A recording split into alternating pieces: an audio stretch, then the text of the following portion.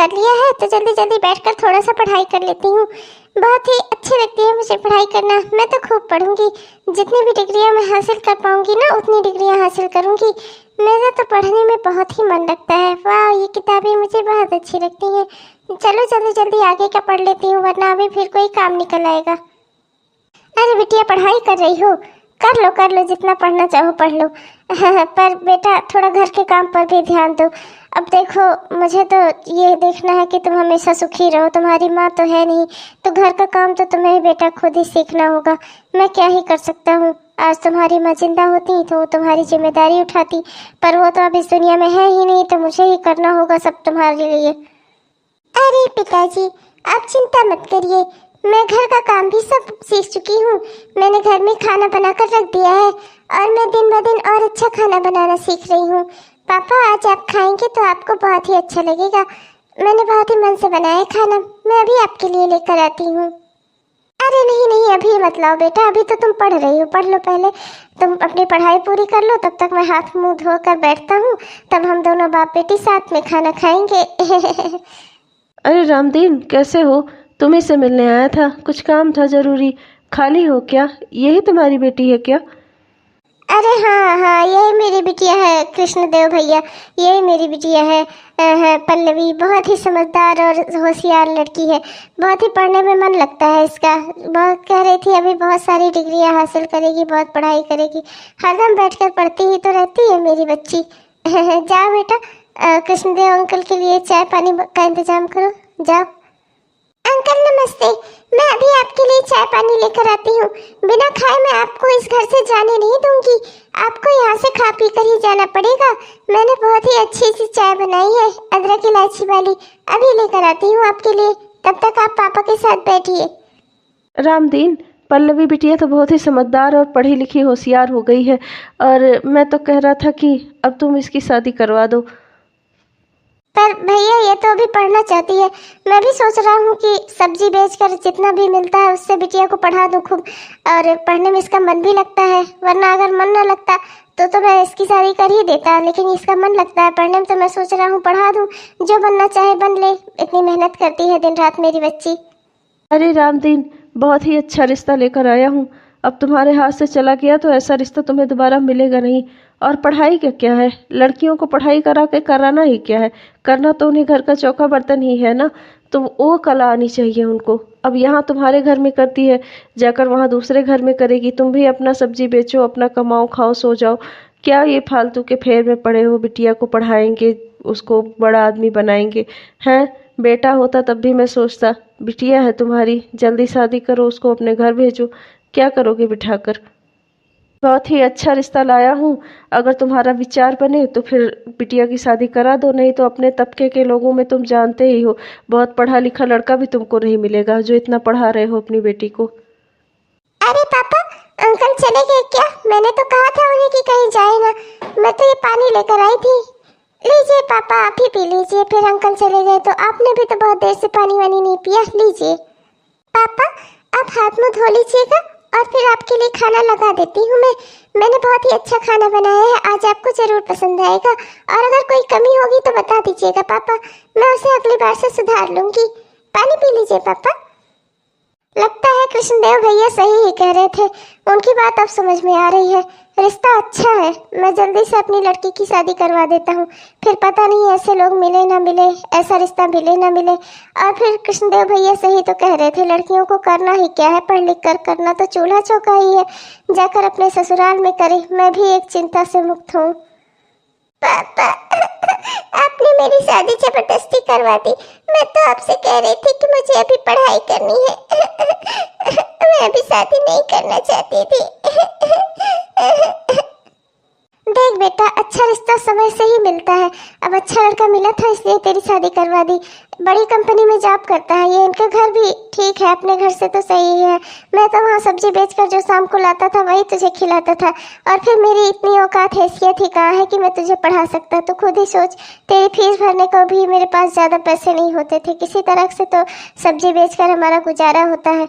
और यहाँ ये लड़का कंपनी में जॉब करता है, इतने अच्छे घर में तुम्हारी शादी कराई है। खुश रहो बेटा।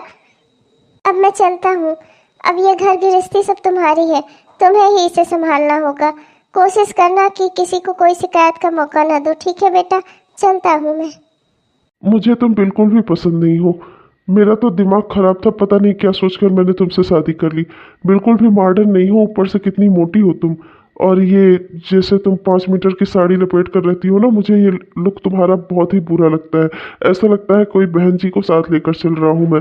मेरी अम्मा लगती हो तुम। तुम्हारी जैसी लड़की को पाकर तो मेरा एकदम नसीब फूट गया। क्या ही कहूँ मैं। माँ भी ना अंधी हो गई थी वो, पता नहीं क्या सोचकर मेरी शादी तुमसे करवा दी उन्होंने।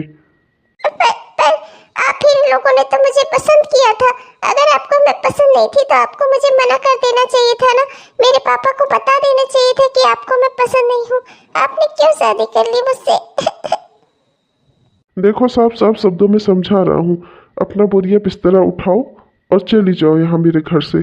तुम्हें मैं एक सेकंड भी इस घर में बर्दाश्त नहीं कर सकता। तुम्हारी शक्ल देखता हूँ ना तो ऐसा लगता है कि कहीं जाकर मैं खुद ही नदी नाली में कूद जाऊँ। किसी से कहना मत कि तुम मेरी पत्नी हो, मेरी बहुत बेइज्जती होगी। और तुम अपना सामान उठाओ और चली जाओ यहाँ से। मुझे भी अपनी ज़िंदगी में आज़ादी चाहिए। तुम्हारे साथ मैं वैसे भी कभी रहूँगा नहीं। अब तुम्हें जो करना है करो, वरना मन कहे तो नौकरानी की तरह इस घर में पड़ी रहो, पर मुझसे तुम्हारा कोई मतलब नहीं होगा। आगे जैसी तुम्हारी इच्छा। ये आप क्या कह रहे हैं? मेरी शादी हुई है इस घर में, मैं यहाँ से कहाँ जाऊंगी? अगर आपको मेरे साथ नहीं रहना था तो आपने शादी की ही क्यों? मैं तो शुरू से जैसी थी ऐसी ही तो आपको दिखाई गई थी। फिर आपने पसंद करके शादी की ही क्यों? आपने मेरी जिंदगी बर्बाद कर दी। शुक्र करो कि तुम पर हाथ नहीं उठा रहा हूँ। सीधे साधे समझा रहा हूँ कि मेरे घर से चली जाओ तो चली जाओ। फालतू में ये मेलोड्रामा करने की ज़रूरत नहीं है। मैं बहुत ही शांतिप्रद तरीके से तुम्हें समझा रहा हूँ, वरना और कोई होता तो तुम्हें मार कर बताता कि पसंद ना होने पर औरत के साथ क्या किया जाता है। मैं तो तुम्हें शांति से इस घर से निकाल रहा हूँ। चली जाओ यहाँ से, वरना फिर आगे जो होगा उसकी जिम्मेदार तुम खुद ही होगी।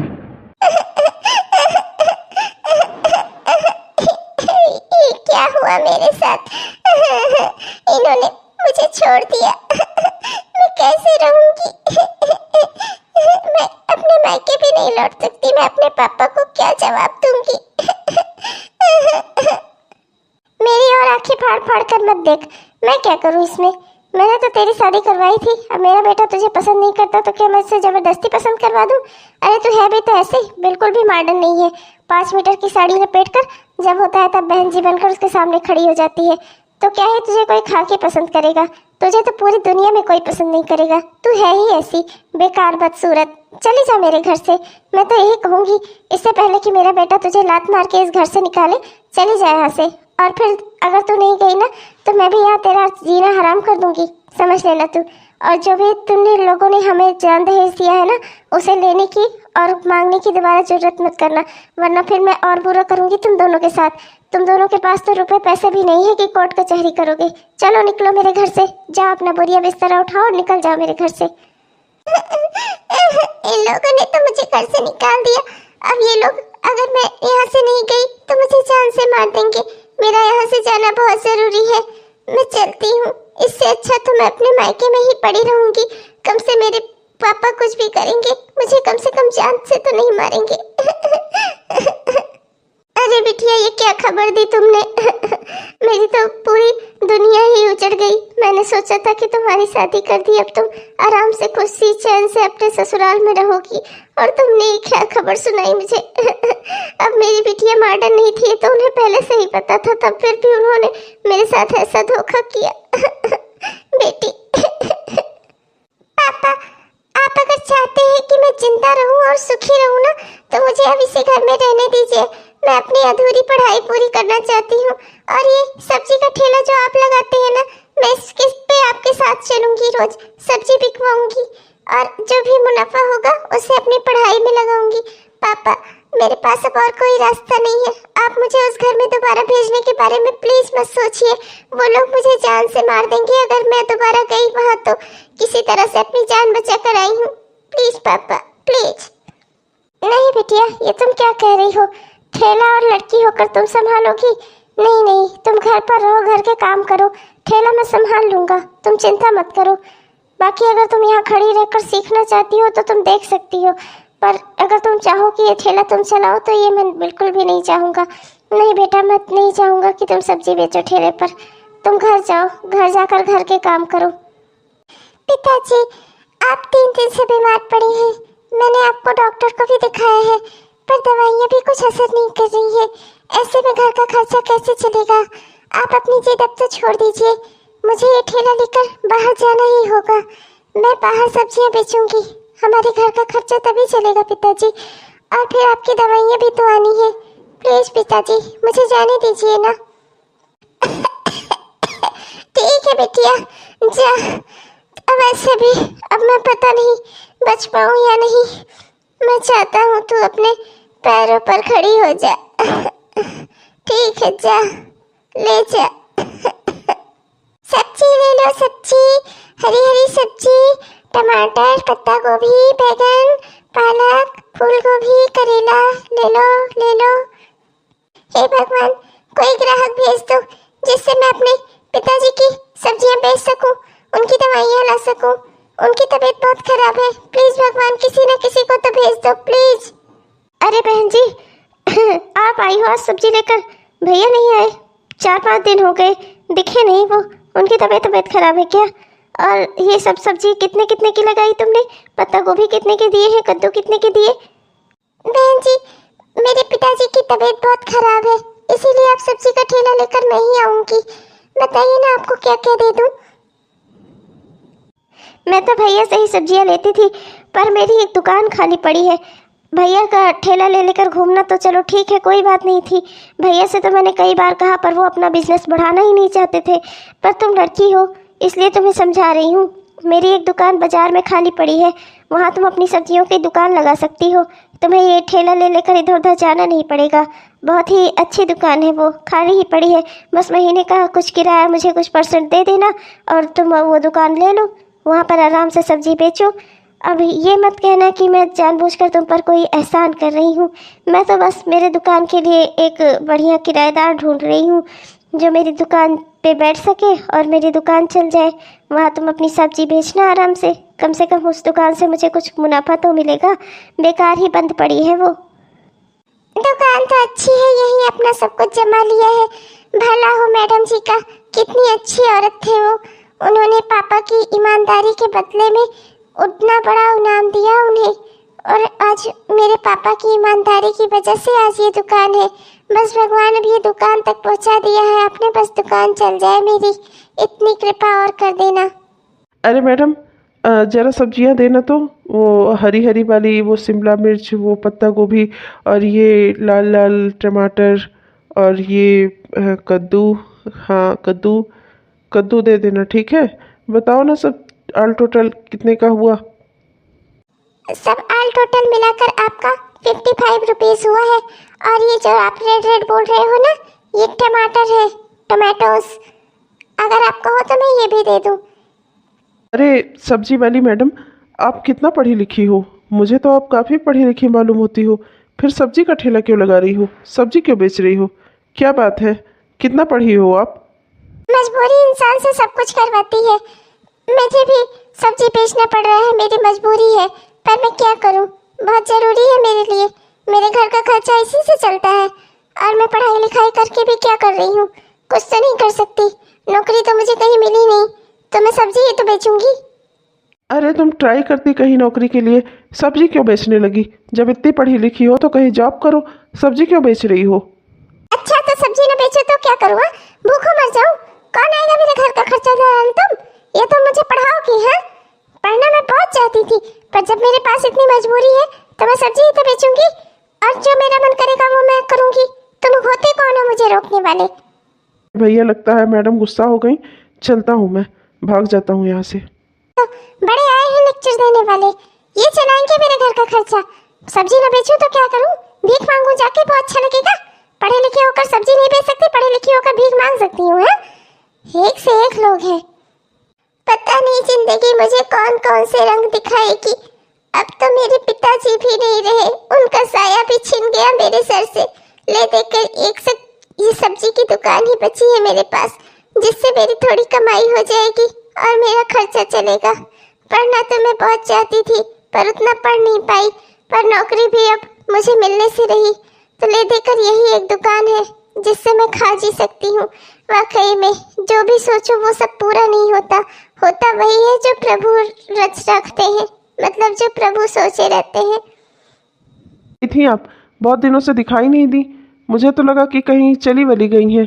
क्या हुआ, कोई दिक्कत प्रॉब्लम हो गई थी क्या? मैडम, मुझे लगा शायद आपने मेरी बात सीरियसली सोची। मैं आपके भले के लिए ही बोल रहा था। आप इतने पढ़ी लिखी हो, इतने पढ़े लिखे लोग मिलते कहाँ हैं। इंग्लिश से एमए हो आप। आपको तो चाहिए कि आप किसी कंपनी में जॉब करो, किसी अच्छी जगह पढ़ाओ या कुछ और अच्छा करो अपनी ज़िंदगी में। क्या आप ये सब्जी की दुकान लेकर बैठी हो? छोड़ दो इसे। बस बहुत हुआ, बहुत दिनों से तुम्हारी बकवास सुन रही हूँ मैं। तुम क्या मेरी दुकान हथियाना चाहते हो क्या? तभी तुम मुझसे बार बार जोर डालते हो ये दुकान छोड़ देने की। हाँ, चाहते क्या हो तुम, बताओ मुझे। और मेरा मन है सब्जी लगाने का, तो तुम्हें इसमें क्या परेशानी है? हाँ, मैं एमए पढ़ के लगाऊं, पीएचडी करके लगाऊं, तुम्हें इससे क्या दिक्कत? तुम अपने काम से काम रखो ना। सब्जी लेते हो जैसे वैसे सब्जी लो और चले जाओ यहाँ से। मेरी निजी जिंदगी में दखल अंदाजी मत करो। एक तो वैसे ही मेरा दिमाग ठनका हुआ है, पूरी दुनिया में तो अकेली हो गई मैं, मेरे पिताजी भी नहीं रहे अब, और ऊपर से तुम रोज रोज आकर मुझे टेंशन देते हो। चले जाओ यहाँ से और दोबारा मेरी दुकान पर तुम आना ही मत। बस एक बार, लास्ट बार मेरी बात सुन लो। मैं कह रहा हूँ कि एक जगह इंटरव्यू देने में क्या बुराई है। तुम कल किसी को अपनी दुकान दिखा दो, उससे कह दो वो तुम्हारी दुकान देख लिया करे और तुम इंटरव्यू पर चलो। तुम्हारी नौकरी पक्की समझो। जैसे ही तुम्हें नौकरी मिल जाए तुम अपनी दुकान किसी को देखने के लिए लगा देना ना। मैं ये थोड़ी कह रहा हूँ कि अपनी दुकान बंद कर दो। ठीक है, ये तुम्हारा साइड बिजनेस है, तुम्हारे मन का है, चलने दो। मैं कहाँ कह रहा हूँ कि अपना सब्जियाँ बेचना बंद कर दो। बस अपनी जगह किसी को लगा दो दुकान पे, उससे भी 4 पैसे का मुनाफा हो जाएगा और तुम भी अपनी जॉब पर जा पाओगी, तुम्हारी ड्रीम जॉब जो कभी तुमने सोची थी करने के लिए। प्लीज़ एक बार मेरी बात मान लो। ठीक है, शायद तुम सही ही कह रहे हो। मेरा भी बहुत सपना था किसी बड़ी कंपनी में जॉब करने का, इसीलिए तो इतनी सारी डिग्रियां हासिल की थी मैंने। ठीक है, मैं कल यहाँ दुकान पर किसी को बिठा दूंगी और अगर सब कुछ सही रहा तो मैं अपने भाई को ही ले आऊंगी। मेरा चचेरा भाई बहुत ही अच्छा है और निकम्मा इधर उधर आवारा घूमता रहता है बेकार में। उसी को लगा दूंगी दुकान पर, दुकान संभालेगा तो चाचा चाची को 4 पैसे का मुनाफा भी होगा और मेरा भी काम हो जाएगा। ठीक है, मैं कल चलूंगी। अरे दीदी, आप बिल्कुल भी चिंता मत करो। आप दुकान की ख्याल ही छोड़ दो। दुकान मैं अच्छे से संभाल लूँगा। आप बस अपने काम पर ध्यान दो। अभी नई नई नौकरी लगी है ना आपकी, आप अपना काम संभालो, दुकान में संभाल लूँगा आपकी। हाँ छोटे, मैं सारी सब्जियाँ इसमें लोड करवाती रहूंगी। तुम्हें बस दुकान देखते रहना है कि दुकान में कुछ गड़बड़ ना हो, सारा सामान बिकता रहे। इसी दुकान पर तुम्हें लगा दे रही हूँ। इससे 4 पैसे का मुनाफा होगा, वो पैसे भी अपने घर में ही जाएंगे, चाचा चाची को मिलेंगे। इसलिए मेरे भाई, ईमानदारी से और सच्चाई से इस दुकान को चलाना। हाँ, दूसरों पर तो भरोसा कर नहीं सकती, इसलिए अपनों पर ही करना पड़ेगा। मेरे चाचा चाची का ही बेटा वैसे तो आवारा घूमता रहता है, पर चलो आज से इसके पास भी काम हो गया। हर इंसान के पास काम होना बहुत जरूरी है। ये तुम क्या बोल रहे हो? आज मुझे नौकरी पर जाते हुए 4 महीने हो गए हैं और 4 महीने का जो तुम हिसाब दे रहे हो ये बिल्कुल भी गलत है। मैं जानती हूँ 4 महीने में कितना मुनाफा होता है। कच्ची सब्जियाँ यहाँ मैं ही तो रखवाती हूँ, मुझे नहीं पता होगा कितनी बिकी कितनी बेकार गई, और तुम ऐसे कह रहे हो। इतना नहीं हो सकता। क्या सच्चाई है भाई, क्यों छिपा रहे हो? ये झूठा इल्ज़ाम है मेरे ऊपर। मैंने कोई धांधली नहीं की है। अरे जब दुकान चलती है 4 पैसे इधर उधर हो जाते हैं, उसमें इतनी बड़ी बात क्या हो गई? तुम्हें यही क्यों लगता है हमेशा कि मैंने आवारागर्दी में और शराब और दारू में सारे पैसे उड़ा दिए होंगे? मैंने चाचा चाची को भी तुम्हारी नहीं दिए होंगे, मतलब अपने मम्मी पापा को। तुम्हें ऐसा ही क्यों लगता है? और तुम्हें ऐसा लगता है तो लगता रहे। और तुम यही चाहती हो ना मैं दुकान छोड़कर चला जाऊँ? तुम मुझे निकाल रही हो ना यहाँ से। चला जा रहा हूँ मैं, ठीक है, और देख लूँगा तुम्हें मैं। शहर में तो आ गए यार, पर क्या ही कहें, शहर के खर्चे उठाए नहीं जाते, कोई काम भी हमें नहीं आता, घर भी पैसे भेजने होंगे और नौकरी पे ही कितने पैसे मिलेंगे कुछ आइडिया ही नहीं है। पता नहीं कब नौकरी मिलेगी, समझ नहीं आता क्या कैसे होगा। अरे सुनो, तुम लोगों के फायदे की बात है, मैं बाहर नौकरी करती हूँ। ये सब्जी की दुकान देखना मेरे लिए पॉसिबल नहीं हो पा रहा है। मैं सुबह और शाम में ही ये सब्जी की दुकान चलाती हूँ, पर बाजार तो पूरे दिन खुली रहती है। तो मैं चाहती हूँ कि तुम लोग सब्जी बेचो और उससे जो भी मुनाफा होगा उसका जितना % तुम लोगों को मंजूर होगा, 30%, ठीक है, 30% मुनाफा मैं तुम लोगों को दूंगी। तो तुम लोग आराम से सब्जियां बेचो और अपने घर अपने पैसे भी भेजो। बल्कि मैं हो सकेगा तो महीने की तुम्हारी तनख्वाह बांध दूंगी। मेरी अपनी सैलरी तो आती ही है और मेरे घर में भी कोई नहीं है, मेरा परिवार भी नहीं है, तो ले देकर तुम ही लोग हो मेरे। तो अगर ठीक लगे तुम लोगों को तो तुम लोग मेरे यहाँ सब्जी बेच सकती हो, बदले में मैं तुम्हें तनख्वाह के रूप में कुछ पैसे दे दिया करूंगी। ये तो आपकी बहुत ही बड़ी मेहरबानी है, पर हमें सब्जियां बेचना आता नहीं है, आपको हमें सिखाना पड़ेगा। बाकी हम ये काम करने के लिए तैयार हैं, कम से कम हम अपने घर कुछ पैसे तो भेज पाएंगी। ठीक है, तुम लोगों की तनख्वाह 15,000 रुपये महीना रहेगी। ठीक है, 15 तुम्हारी 15 तुम्हारी, और ये तनख्वाह हम दोनों की तरफ से तुम दोनों को मिलेगी। तुम दोनों को बस मन लगाकर सच्चाई और ईमानदारी के साथ ये दुकान चलानी है, क्योंकि तुम्हारी मैडम के पिताजी की दुकान थी ये, और उन्होंने अपनी पूरी ज़िंदगी सारी ज़िंदगी एक ठेला चलाया और उस ठेले को भी ईमानदारी से चलाया। उनकी ईमानदारी के कायल थे लोग, और उनकी ईमानदारी पर ही आज ये दुकान हम सबको नसीब हुई है। तो अपने काम से कभी गद्दारी मत करना। ठीक है सर, आप बिल्कुल भी चिंता मत करिए, हम पूरी ईमानदारी के साथ काम करेंगे। वैसे भी हमें घर भेजने भर को पैसे तो मिल ही रहे हैं और हमारा अपना खर्चा भी इसमें चल ही जाएगा। हमें बस इतना ही चाहिए था। आप लोगों की बहुत बहुत मेहरबानी है सर, इतने बड़े शहर में आप लोगों की वजह से हमें कुछ काम मिल जा रहा है। सर और मैडम कितने अच्छे हैं, काश ये दोनों साथ में शादी कर लेते तो कितना अच्छा होता। सर भी अकेले हैं, मैडम भी अकेले हैं काश दोनों एक हो जाते, ये मेरी इच्छा है क्या ही कह रही हो तुम, वो हमारे सर और वो हमारी मैडम है, हमें उनके बारे में कुछ भी बोलना नहीं चाहिए। उन्हें जब सही लगेगा तो वो खुद ही अपना फैसला कर लेंगे, हमें क्या। पर मैडम नेचर की तो बहुत अच्छी है, मुझे तो बहुत पसंद आई। उन्होंने हमारी परेशानी सुनी और सुनते भर में उन्होंने हमें काम पर रख लिया, वरना एक अनजान लड़कियों को इतने बड़े शहर में कौन अपनी दुकान संभालने को देगा। हाँ, और सर भी बहुत अच्छे हैं, सर ने भी बिल्कुल हमारी कितनी मदद की। उन्होंने तो हमें एडवांस में 7-7 हज़ार रुपये भी दे दिए। चलो कम से कम कुछ तो घर भेजने भर को और अपने पास रखने भर को हो गया, बाकी चलो धीरे धीरे मिलता रहेगा। मैं भी बहुत खुश हूँ कि सर और मैडम कितने अच्छे नेचर के हैं। हाँ, और मैं चाहती हूँ हम दोनों अपना काम खूब ईमानदारी से करेंगे, जैसे मैडम ने सिखाया है ना, हम सारी सब्जियाँ वैसे बेचेंगे।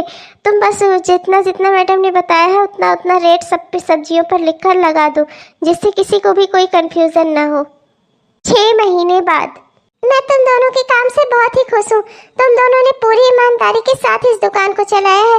तुम जैसी लड़कियाँ भगवान हर घर में दे। कितनी सच्ची और ईमानदार हो तुम लोग, अपने परिवार के लिए इतनी मेहनत करती हो और अपने परिवार को रुपए पैसे भेजने के लिए इतनी मेहनत करती हो और सबका कितना ख्याल रखती हो और ईमानदारी के साथ काम करती हो, जो सबसे बड़ी बात है।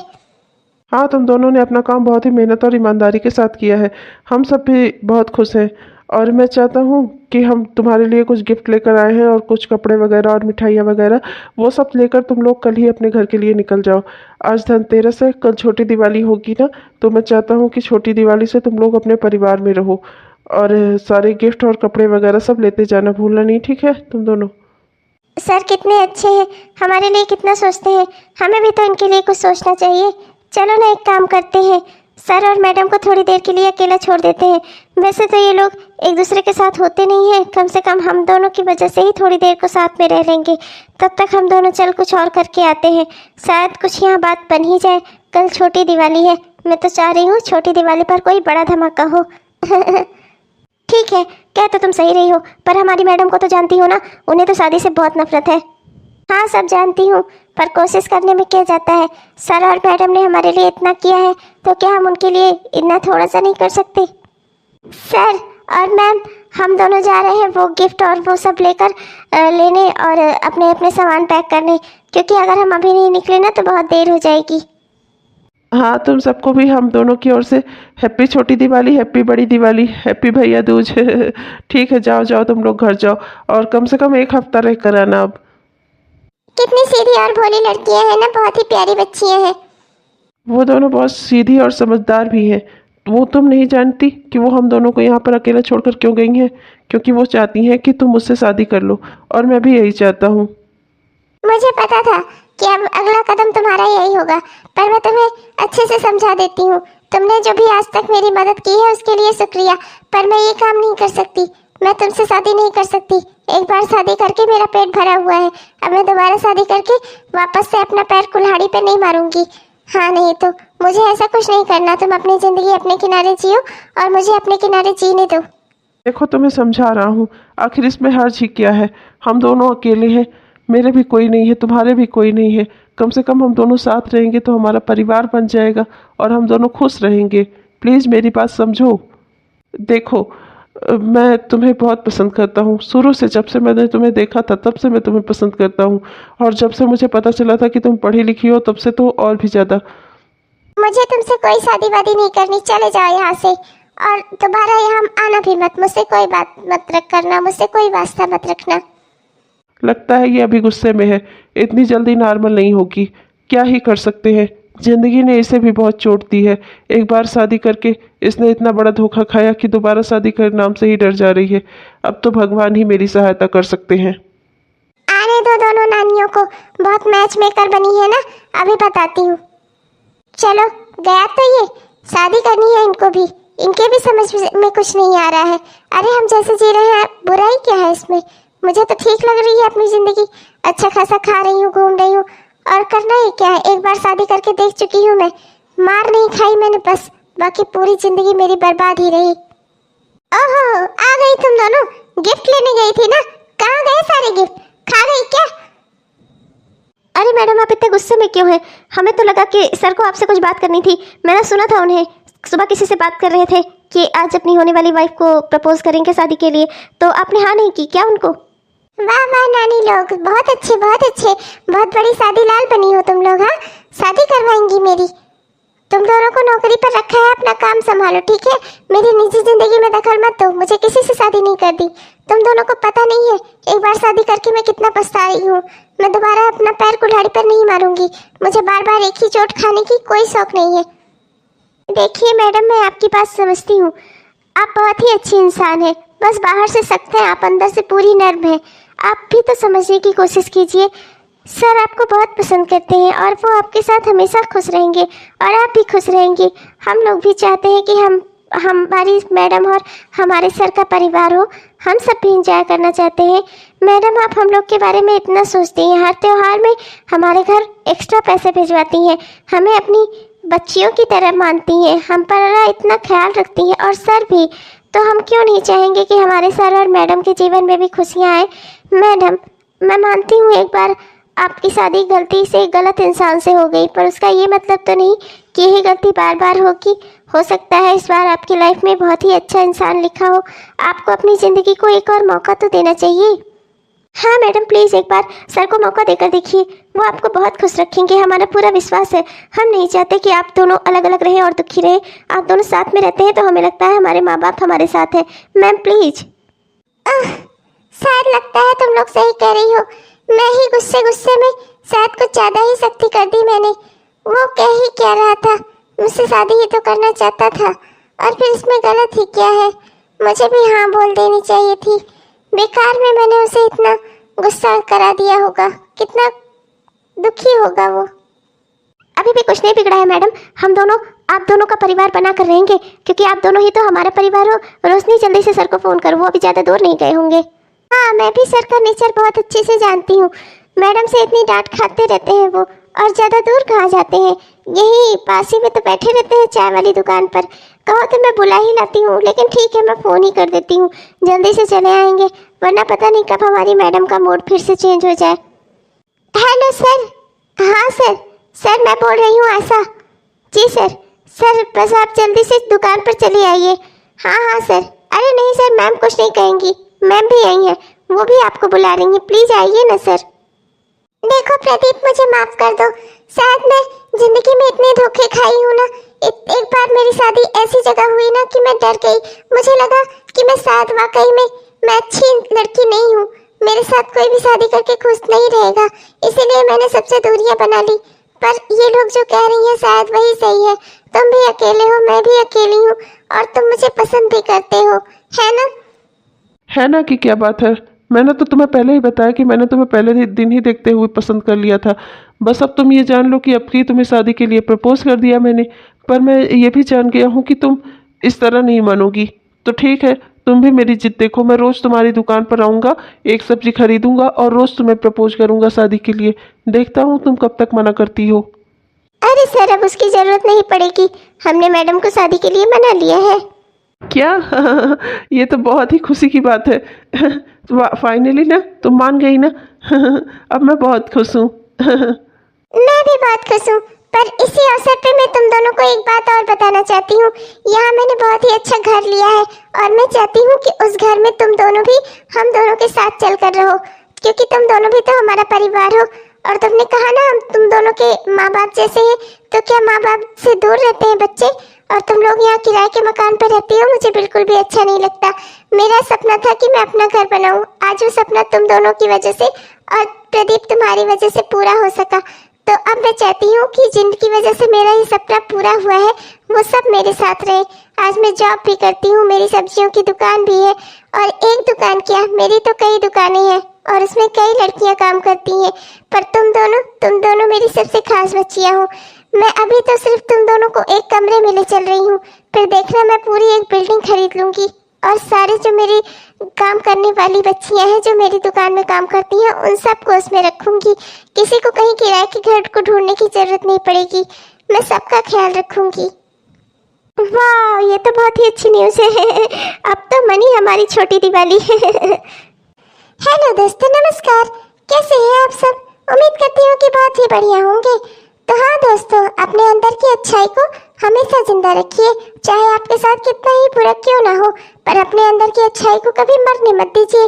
पता नहीं कब आपके अंदर की अच्छाई को देखकर भगवान आपके साथ सब अच्छा अच्छा करने लगे। तो अपने अंदर की अच्छाई को हमेशा जिंदा रखिए और हमेशा खुश रहिए और त्योहारों का आनंद लीजिए। आप सबको हमारी राधे कार्टून कॉमेडी चैनल की ओर से छोटी दीपावली की ढेर सारी शुभकामनाएं। हमेशा खुश रहिए, मस्त रहिए और हमारे वीडियो देखने में व्यस्त रहिए। चलती हूँ, मिलूंगी आपको अगले वीडियो में, तब तक के लिए बाय बाय।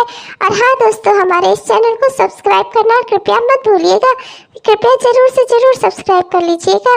अच्छा दोस्तों, चलती हूँ, मिलूंगी आपको अगले वीडियो में, तब तक के लिए बाय बाय।